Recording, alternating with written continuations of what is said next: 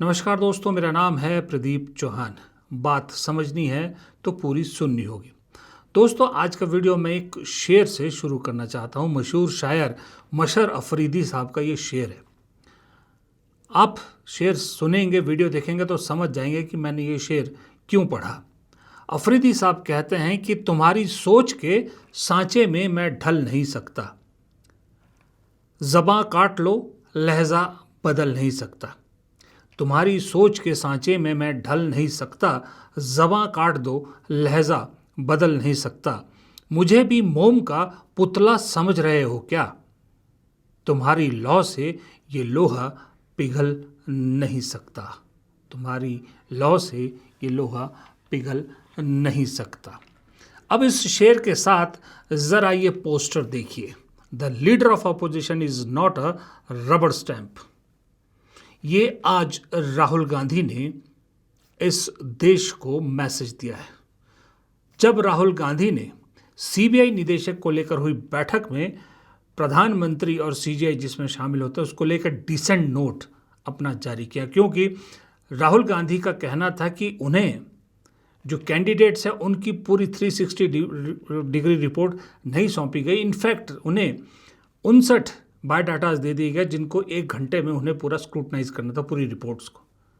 तो उन्होंने यही कहा कि लीडर ऑफ अपोजिशन कोई रबर स्टैंप नहीं है और अपनी असहमति जताई। अब इस पोस्टर और शेर को आप समझ रहे होंगे। और आज इसीलिए मुझे राहुल गांधी को सिर्फ इसलिए नहीं, एक और बड़ा फैसला, इन दोनों फैसलों की वजह से राहुल गांधी को शाबाशी देने का दिल कर रहा है कि हाँ, शाबाश राहुल गांधी। ऐसा ही फैसला होना चाहिए एक कांग्रेस जैसी बड़ी पार्टी के बड़े नेता का। वो नेता जो देश का भावी प्रधानमंत्री हो सकता है या जो भावी प्रधानमंत्री बनना चाहता है या इस देश की जनता उन्हें बनाना चाहती है। ऐसे नेता को ऐसे डिसीजन ही लेने चाहिए। लीडर ऑफ अपोजिशन का स्टैंड काबिले तारीफ, क्योंकि एक माहौल बना के छोड़ दिया गया है। हमारी प्रीमियम एजेंसीज के जितने मुखिया होते हैं उनका जो चुनाव होता है उसको लेकर लीडर ऑफ अपोजिशन को शामिल किया जाता है, लेकिन एक रबर स्टैंप के ज़रिए उनकी उतनी ही औकात उन्हें दिखाई जाती है। लेकिन शायद सरकार भूल गई कि लीडर ऑफ अपोजिशन जो इस वक्त हैं उसका नाम राहुल गांधी है। जब उनकी पार्टी के 90% लोग झुक गए, डर गए, बिक गए, वो अकेला शख्स है पूरे देश में अक्रॉस द पार्टी जो ना झुका, ना डरा और ना सहमा। उसे रबर स्टैंप समझने की गलती कैसे की? दूसरा फैसला केरल के मुख्यमंत्री को लेकर। बीजेपी को बहुत तकलीफ हो रही थी कि कांग्रेस ने इतने दिन से मुख्यमंत्री क्यों घोषित नहीं किया, केरल को लेकर हापाधापी क्यों मची हुई थी। बीजेपी शायद अपना रिकॉर्ड भूल गई कि महाराष्ट्र में जब पहली बार देवेंद्र फडणवीस को मुख्यमंत्री बनाना था तो 12 दिन से ज़्यादा लिए थे, और जब दिल्ली में रेखा गुप्ता को मुख्यमंत्री बनाना था तब भी 12 या 14 दिन लिए थे। पार्टी का अपना मैटर होता है। 3 दावेदार थे, हर पार्टी में मुख्यमंत्री के दावेदार होते हैं। ये कोई पर्ची सिस्टम वाली पार्टी नहीं है। जहाँ पर्ची सिस्टम वाली पार्टी होती है वहाँ तो आप 1 दिन क्या 1 घंटे में भी फैसला ले सकते हैं, 1 महीने में भी ले सकते हैं, पर्ची से ही तो निकलना है नाम। लेकिन जहाँ डेमोक्रेटिक सिस्टम से, लोकतांत्रिक सिस्टम से मुख्यमंत्री चुना जाता है ना, तो वहाँ ऐसा ही होता है जैसा कांग्रेस में हो। और आज जब अल्टीमेटली फाइनल डिसीजन हुआ तो वही हुआ जो होना चाहिए था, यानी प्रदेश को मिला जनता का मुख्यमंत्री, ना कि पर्ची वाला मुख्यमंत्री।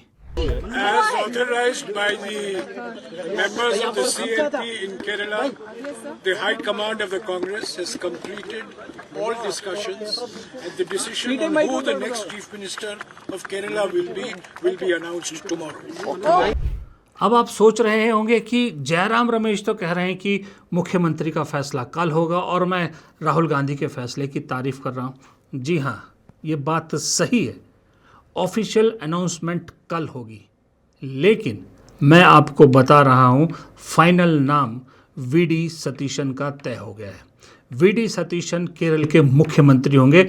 वीडी सतीशन वही हैं जो हर सर्वे में कांग्रेस की तरफ से नंबर 1 लोगों की पसंद थे मुख्यमंत्री के तौर पर। आज फैसला अनाउंसमेंट इसलिए नहीं हुई कि शायद राहुल गांधी को सोनिया गांधी हॉस्पिटल में एडमिट है, वहाँ पहुँचना था जल्दी। और दूसरी बात, रमेश चन्नीथला जो तीसरे कंटेंडर थे केसी वेणुगोपाल के अलावा, उनके कुछ थोड़ी से इश्यूज हैं, वो दूर करना है। उस पर राहुल गांधी के साथ रात को बात होगी। ये दो छोटी छोटी वजह से आज नाम अनाउंस नहीं हुआ, वरना नाम फाइनल हो चुका है। वो नाम है वीडी सतीशन। हाँ, कयामत कुछ खेल कर जाए रात को, वो अलग बात है, लेकिन 99.9% वीडी सतीशन केरल के अगले मुख्यमंत्री हैं, ये बात तय है, भले ही इसकी घोषणा कल हो। देखिए, केरल के मुख्यमंत्री को लेकर बहुत सी अफवाहें थी, बहुत से कयास लगाए जा रहे थे, और इसमें कोई दो राय नहीं है कि कांग्रेस के अंदर एक बहुत बड़ी लॉबी ऐसी थी जो केसी वेणुगोपाल को केरल का मुख्यमंत्री बनाना चाहती थी। और ऊपर से एडवांटेज ये था कि केसी वेणुगोपाल राहुल गांधी के नज़दीकी हैं, तो 100 में से 90 लोग मान के चल रहे थे कि केसी वेणुगोपाल को मुख्यमंत्री बनने से कोई नहीं रोकता। खासकर जब विधायकों के साथ जो ऑब्जर्वर्स की मीटिंग हुई, उसके बाद जिस तरह से उनके जो नाम लीक हुए, उसके बाद लग रहा था कि केसी वेणुगोपाल फ्रंट रनर है। लेकिन देखिए, पार्टी का नेता वही अच्छा, पार्टी वही अच्छी जो नेताओं की बात ना सुन के कार्यकर्ता के दिल की बात सुने। केसी वेणुगोपाल किसी भी हालत में मास लीडर केरल में तो नहीं है, अपनी कॉन्स्टिट्यूंसी में हो सकते हैं, लेकिन जिन्होंने पार्टी को सत्ता तक पहुंचाया, 5 साल 10 साल जिन्होंने मेहनत की, 10 साल से कांग्रेस ऑपोजिशन में थी, हक उनका बनता था। इसीलिए कांग्रेस को लेकर वहाँ पर एक तरह से गुस्सा भी कार्यकर्ताओं में दिख रहा था, जब वहाँ तरह तरह के पोस्टर भी लगे थे। राहुल गांधी कहीं ना कहीं ये समझते हैं अब तो खास करके कि जो गलती वो एक बार सचिन पायलट के मामले में और ज्योतिरादित्य सिंधिया के मामले में कर चुके हैं, वो गलती अब वो दोबारा नहीं कर सकते। अपने नज़दीकियों को वो इसलिए आगे प्रमोट नहीं कर सकते कि भाई पहले अपने जो है लोगों को, नज़दीकी लोगों को प्रमोट नहीं किया था, इसलिए वो छोड़ के चले गए थे।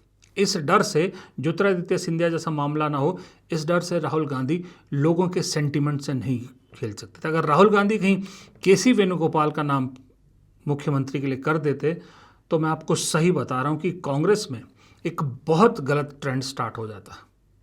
हर कोई सिर्फ इसी चीज़ में लगा रहता है कि किसी तरह से राहुल गांधी के आसपास चक्र लगाए, राहुल गांधी की परिक्रमा सर्वोपरि हो जाता, पार्टी के लिए कोई काम नहीं करता, और जिसको कहते हैं ना, शिद्दत से तो कोई काम नहीं करता, चमचागिरी नंबर 1 प्रायोरिटी हो जाती सबकी। लेकिन राहुल गांधी ने अपने सबसे करीबी को मुख्यमंत्री की कुर्सी पर ना बिठाकर, जो वहाँ के लोगों की पसंद है, उस शख्स को बिठाकर एक मैसेज पूरे देश में कांग्रेस कार्यकर्ता को दिया है कि मैं सिर्फ कहता नहीं हूँ कि कार्यकर्ता सर्वोपरि है, करता भी हूँ। आपको उनका पंजाब का वो भाषण नहीं भूलना चाहिए, जब उन्होंने कहा था स्ट्रिक्ट उसमें कि नेता लोग सुधर जाएं, पार्टी के गुटबाजी को छोड़ दें, वरना मंच पे बैठे लोगों को कार्यकर्ता की जगह बैठा दूंगा और कार्यकर्ता मंच पर होंगे। वो सिर्फ कहने की बात नहीं थी, इस एक फैसले ने दिखा दिया कि वो उस रास्ते पर चलने को भी तैयार हैं। जाहिर सी बात है, दिल्ली में जो लॉबी केसी वेणुगोपाल को केरल भेजना चाहती थी, वो मायूस है, क्योंकि उस लॉबी में 2 तरह के लोग हैं, ये भी किसी से नहीं छुपा। एक वो हैं जो केसी वेणुगोपाल के नज़दीकी हैं, जो केसी वेणुगोपाल के संगठन महामंत्री रहते हुए बहुत मलाई खाई है जिन्होंने, और दूसरे वो हैं जो केसी वेणुगोपाल के संगठन महासचिव होने की वजह से परेशान हैं, जिन्हें लगता है कि संगठन महासचिव की ड्यूटीज़ जो है वो केसी वेणुगोपाल पूरी तरह से नहीं निभाते, और वक्त भी बहुत ज़्यादा हो गया, 5 साल का कार्यकाल 7 साल हो चुके हैं, लेकिन केसी वेणुगोपाल अभी भी संगठन महासचिव बने। लोगों को लगता है कि संगठन महासचिव को जो काम करना चाहिए था केसी वेणुगोपाल, उसके अलावा बाकी सब काम करते, बल्कि इनफैक्ट सब काम भी नहीं करते, सिर्फ राहुल गांधी की परछाई बनकर उनके साथ साथ चलने के अलावा कुछ नहीं करते। संगठन को लेकर उनका कंट्रीब्यूशन 0 है, लेकिन पद है संगठन महामंत्री। तो ऐसे लोग भी चाहते थे कि केसी वेणुगोपाल दिल्ली से निकले, जाके केरल में जाके सेटल हो, पार्टी का छुटकारा हो उनसे और पार्टी कोई सही आदमी को संगठन महासचिव के पद पर बिठाए। ये भी सोच थी, और ऐसा नहीं है कि ये सोच राहुल गांधी तक नहीं पहुंची थी। राहुल गांधी को भी मालूम है कि क्यों केसी वेणुगोपाल को कुछ लोग भेजना चाहते थे, ये भी एक वजह थी। तो अब जो सूत्र कांग्रेस के बता रहे हैं, हमारे सूत्र वो बता रहे हैं कि बहुत जल्द संगठन महासचिव, नए संगठन महासचिव को लेकर भी कवायद शुरू होगी, और माना यह भी जा रहा है कि ये कवायद एक साथ शुरू हो सकती है, साथ में ही नए नए राष्ट्रीय अध्यक्ष की भी कवायद शुरू हो सकती है। अभी राज्यसभा के चुनाव होने, कर्नाटक में भी राज्यसभा की सीटें खाली होनी है। कांग्रेस वहाँ से अगर मल्लिकार्जुन खड़गे को दोबारा रीनॉमिनेट करती है तो फिर ये मान के चलिए कि मल्लिकार्जुन खड़गे कार्यकाल 28 तक का पूरा करेंगे।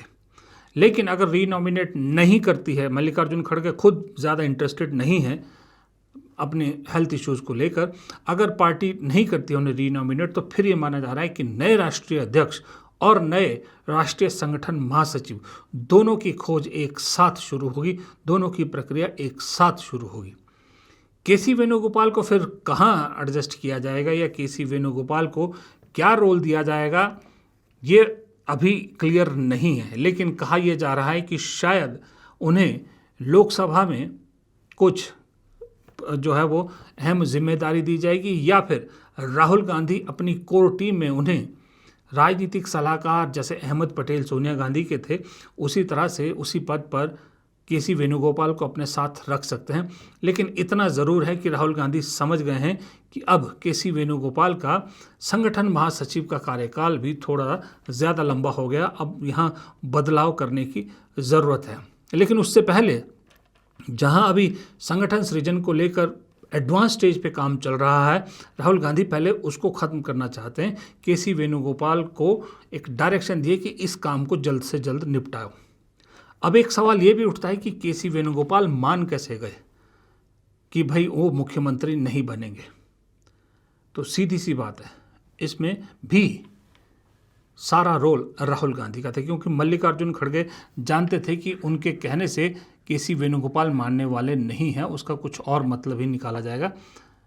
इसलिए राहुल गांधी ने ये जिम्मेदारी ली, और राहुल गांधी ने उन्हें एक ही चीज़ समझाई कि आप खुद तय कर लीजिए, पद बड़ा है या पार्टी।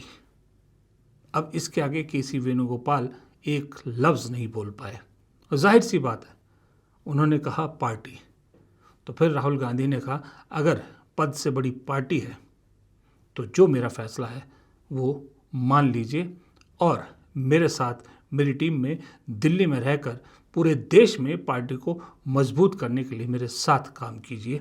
और केसी वेणुगोपाल ने कहा कि ये तो मैं हमेशा से तैयार हूँ, जब आप कहोगे, जैसे कहोगे, जिस रोल में कहोगे, मैं उस रोल में काम करने को तैयार हूँ।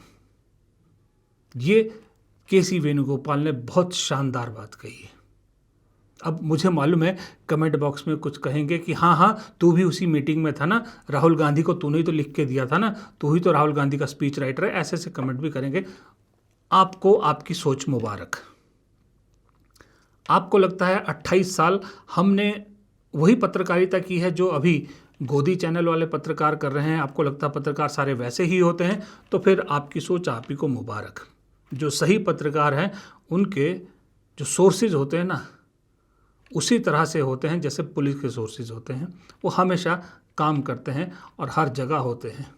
तो हमें भी अपने सोर्सेज पर भरोसा है। रही बात पत्रकारिता की, तो गोदी पत्रकार तो आज देख ही रहे हैं आप क्या कर रहे हैं। मोदी जी ने 2 गाड़ियों का काफिला दिखाया कि मोदी जी 2 गाड़ियों के काफिले में आ गए, तो पूरी गोदी मीडिया उसी को सजाने संवारने में और उसके गुणगान में लग गई। अपीलें कर रहे हैं, बताइए, गोदी चैनल अपीलें कर रहे हैं, गोदी एंकर अपीलें कर रहे हैं कि नहीं मोदी जी आपको ऐसा नहीं करना चाहिए। हमेशा एग्जाम्पल सेट करते हैं लेकिन हर बार ये सही नहीं होता, प्रोटोकॉल, एसपीजी, ये वो सो।